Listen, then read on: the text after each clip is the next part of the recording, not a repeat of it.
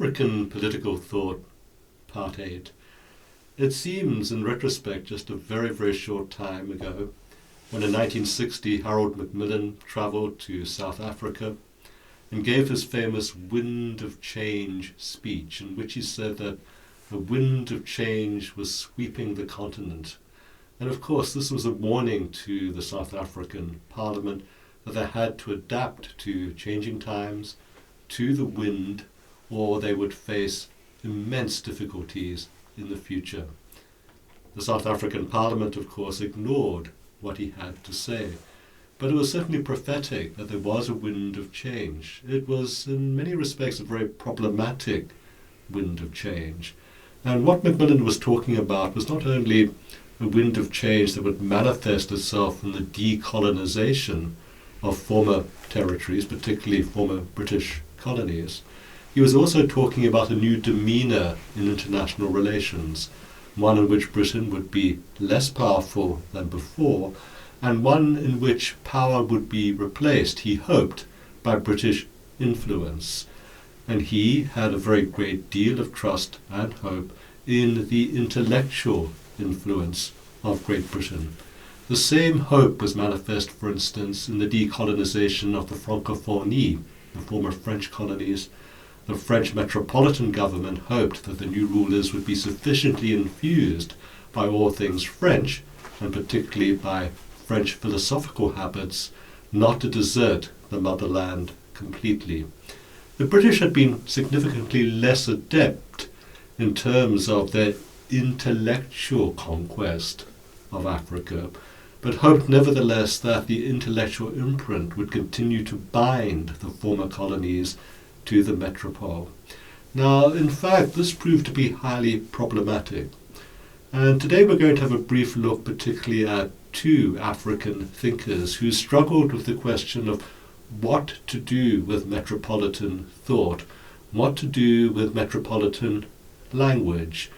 We mentioned last week the debt that Thabo Mbeki owed to the Kenyan novelist Ngugi wa Thiong'o.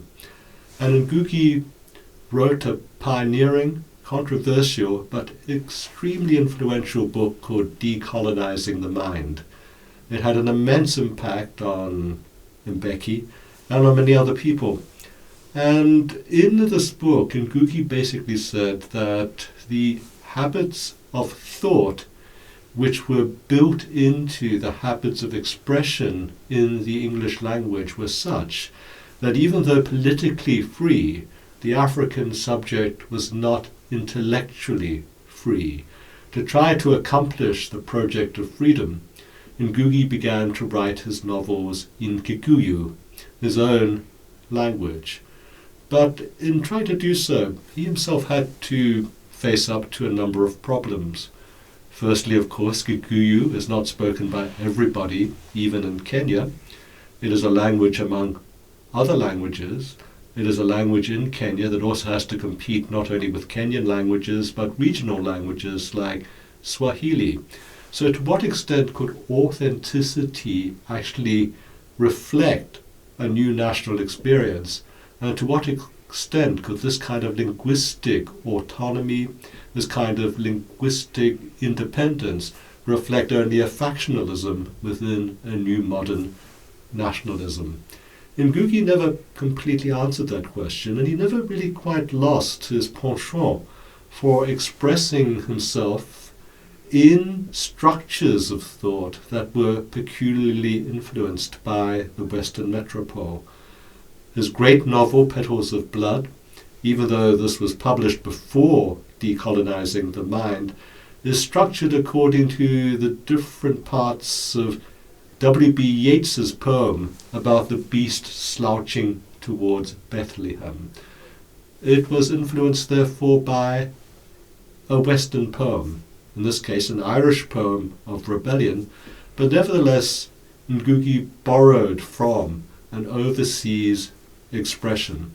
And the question of where does the metropole end, where does the local begin, and in modern times how these two interact, how they intersect, how they even compete with each other, was not fully answered by Ngugi's formulation that the mind needed to be decolonized via language.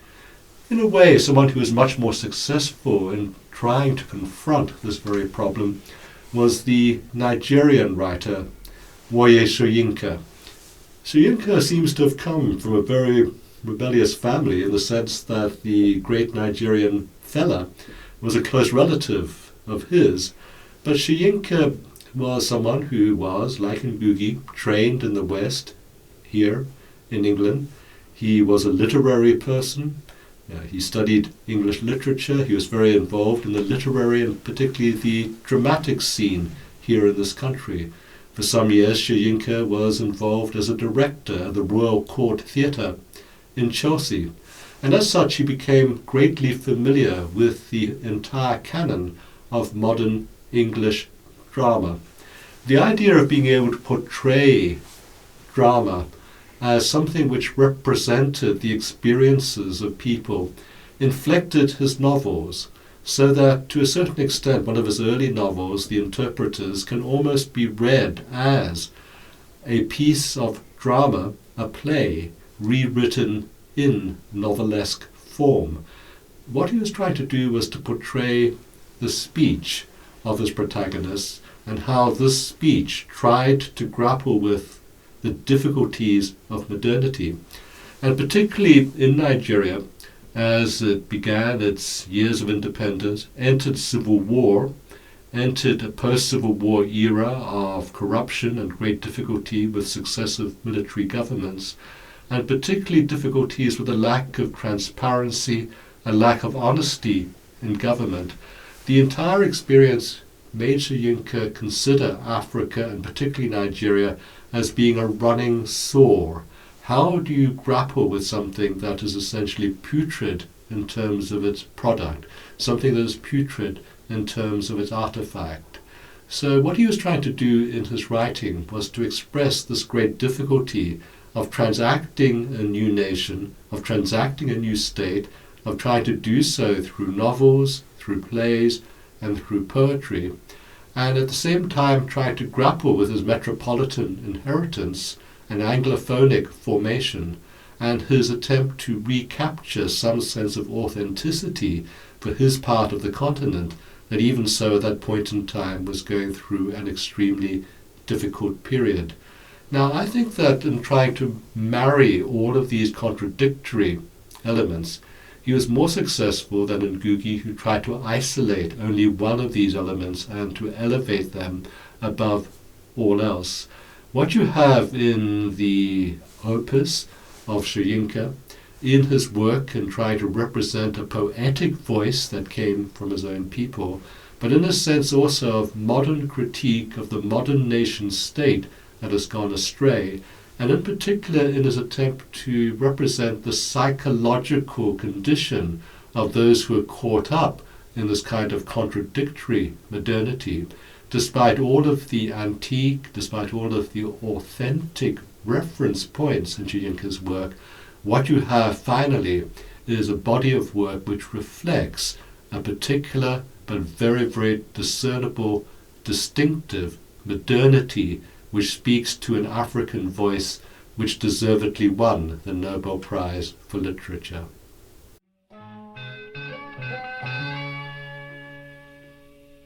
لبيك قلبي لبيك لا نجلا سقيت العلا